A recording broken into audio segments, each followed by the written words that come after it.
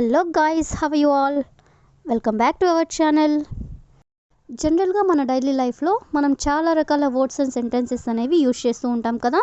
So అలాంటి words and సెంటెన్సెస్లో నుంచి నేను కొన్ని వర్డ్స్ తీసుకొని వాటికి సంబంధించిన కొన్ని ఎగ్జాంపుల్ సెంటెన్సెస్ అనేవి మీకు క్లియర్గా చెప్తాను. మీరైతే ఈ వీడియోని స్కిప్ చేయకుండా ఎండ్ వరకు చూడడానికి ప్రయత్నించండి. అలాంటి వీడియోస్ నా ఛానల్లో చాలానే ఉన్నాయి, వాటిని కూడా ఒకసారి మీరు ప్లేలిస్ట్లోకి వెళ్ళి చూసేయండి. మీకు ఏమైనా డౌట్స్ ఉంటే డిస్క్రిప్షన్లో నా ఇన్స్టాగ్రామ్ ఐడి అనేది లింక్ ఇచ్చున్నాను, ఒకసారి చెక్ చేయండి. మరెందుకు ఆలస్యం, let's go to the topic. First sentence ఒకసారి చూడండి. నేను ఆమెని అర్థం చేసుకోలేకపోతున్నాను. అదేవిధంగా నేను నిజం కనుక్కోలేకపోతున్నాను. ఈ విధంగా ఏదైనా సరే ఒక పని చేయలేకపోతున్నాను అని చెప్పాలనుకున్నప్పుడు ఇలాంటి సెంటెన్సెస్ని ఇంగ్లీష్లో ఎలా చెప్పాలో మరికొన్ని ఎగ్జాంపుల్ సెంటెన్సెస్ ద్వారా తెలుసుకుందాం.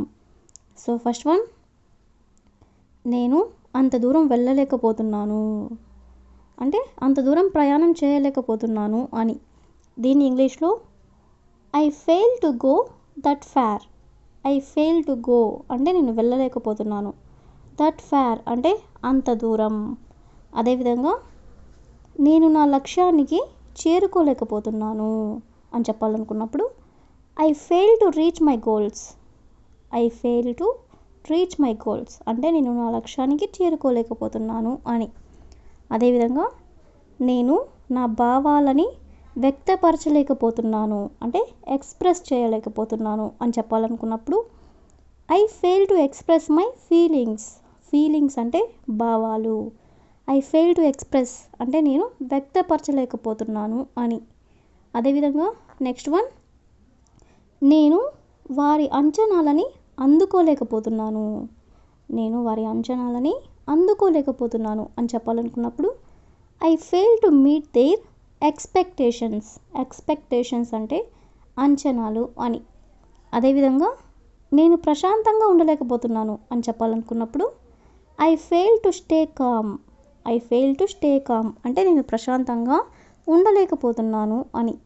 అదేవిధంగా నేను హిందీ నేర్చుకోలేకపోతున్నాను అని చెప్పాలనుకున్నప్పుడు I fail to learn Hindi అంటే నేను హిందీ నేర్చుకోలేకపోతున్నాను అని.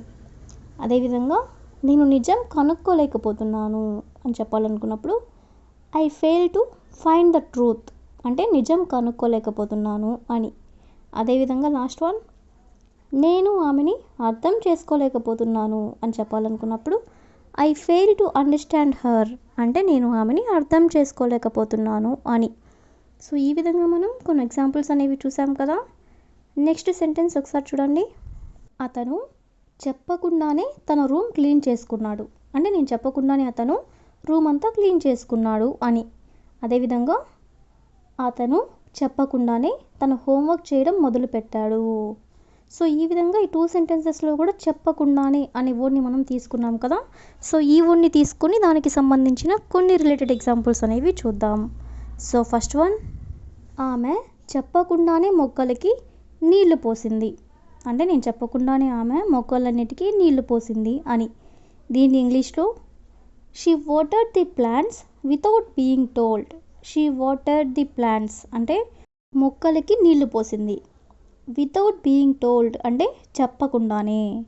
అదేవిధంగా నెక్స్ట్ వన్, స్టూడెంట్స్ చెప్పకుండానే నిశ్శబ్దంగా లైన్లో నిలబడ్డారు అంటే స్టూడెంట్స్ అందరూ కూడా చెప్పకుండానే నిశ్శబ్దంగా లైన్లో నిలబడ్డారు అని చెప్పాలనుకున్నప్పుడు students lined up quickly without being told.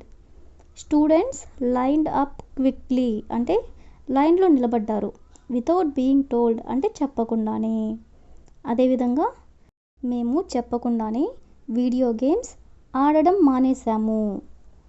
మేము చెప్పకుండానే వీడియో గేమ్స్ ఆడడం మానేశాము అని చెప్పాలనుకున్నప్పుడు we stopped playing video games without being told. We stopped playing video games అంటే వీడియో గేమ్స్ ఆడడం మానేశాము. వితౌట్ బీయింగ్ టోల్డ్ అంటే చెప్పకుండానే. అదేవిధంగా నేను చెప్పకుండానే నా తప్పులకి క్షమాపణ చెప్పాను అంటే నేను చేసిన తప్పులకి నేను చెప్పకుండానే సారీ చెప్పాను అని. సో దీని ఇంగ్లీష్లో I apologized for my mistake without being told. I apologized అంటే నేను క్షమాపణ చెప్పాను. ఫర్ మై మిస్టేక్ అంటే నా తప్పులకి. వితౌట్ బీయింగ్ టోల్డ్ అంటే చెప్పకుండానే. అదేవిధంగా చెప్పకుండానే పిల్లలు నిద్రపోవడానికి వెళ్ళారు. చెప్పకుండానే పిల్లలు నిద్రపోవడానికి వెళ్ళారు అని చెప్పాలనుకున్నప్పుడు kids went to bed without being told. Kids went to bed అంటే పిల్లలు నిద్రపోవడానికి వెళ్ళారు. వితౌట్ బీయింగ్ టోల్డ్ అంటే చెప్పకుండానే. అదేవిధంగా అతను చెప్పకుండానే తన రూమ్ క్లీన్ చేసుకున్నాడు. దీన్ని మనం ఎగ్జాంపుల్ సెంటెన్స్గా చెప్పుకున్నాం కదా. సో దీని ఇంగ్లీష్లో she cleaned his room without being told. He cleaned his room అంటే అతను తన రూమ్ క్లీన్ చేసుకున్నాడు. వితౌట్ బీయింగ్ టోల్డ్ అంటే చెప్పకుండానే. సో ఈ విధంగా మనం చెప్పకుండానే అనే వర్డ్ని తీసుకొని దానికి సంబంధించిన కొన్ని రిలేటెడ్ ఎగ్జాంపుల్స్ అనేవి చూసాం కదా. నెక్స్ట్ సెంటెన్స్ ఒకసారి చూడండి. ఆమె జాగ్రత్తగా పుస్తకాలు టేబుల్ మీద పెట్టింది. అదేవిధంగా నేను జాగ్రత్తగా తలుపు గడియ పెట్టాను. అంటే ఈ రెండిట్లో కూడా జాగ్రత్తగా అనే వర్డ్ని మనం తీసుకున్నాం కదా. సో జాగ్రత్తగా అనే వర్డ్ని తీసుకొని దానికి సంబంధించిన కొన్ని రిలేటెడ్ ఎగ్జాంపుల్స్ అనేవి చూద్దాం. సో ఫస్ట్ సెంటెన్స్, ఆమె జాగ్రత్తగా తన హోంవర్క్ పూర్తి చేసింది అని చెప్పాలనుకున్నప్పుడు she completed her homework gingelly. Gingelly అంటే జాగ్రత్తగా అని. షీ కంప్లీటెడ్ హర్ హోంవర్క్ అంటే ఆమె తన హోంవర్క్ పూర్తి చేసింది అని. అదేవిధంగా వాళ్ళు జాగ్రత్తగా ఇల్లు చేరుకున్నారు.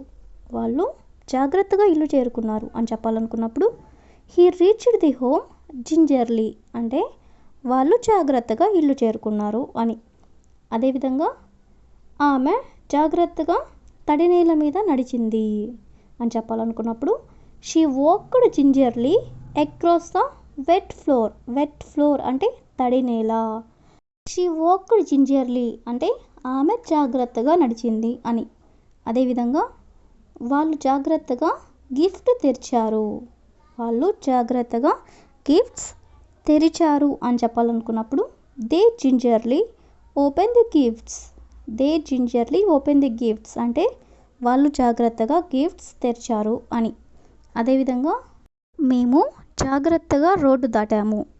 మేము జాగ్రత్తగా రోడ్డు దాటాము అని చెప్పాలనుకున్నప్పుడు వి క్రాస్డ్ ది రోడ్ జింజర్లీ అంటే మేము జాగ్రత్తగా రోడ్డు దాటాము అని. సో ఈ విధంగా మనం జాగ్రత్తగా అనే వర్డ్ని అయితే తీసుకొని కొన్ని ఎగ్జాంపుల్స్ అనేవి చూసాం కదా. So that's all for today. I will ask you A question for you. వాళ్ళు జాగ్రత్తగా ప్రయాణం చేశారు. వాళ్ళు జాగ్రత్తగా ప్రయాణం చేశారు. So if you know this one in English, please you can comment in the comment section. Thank you for watching.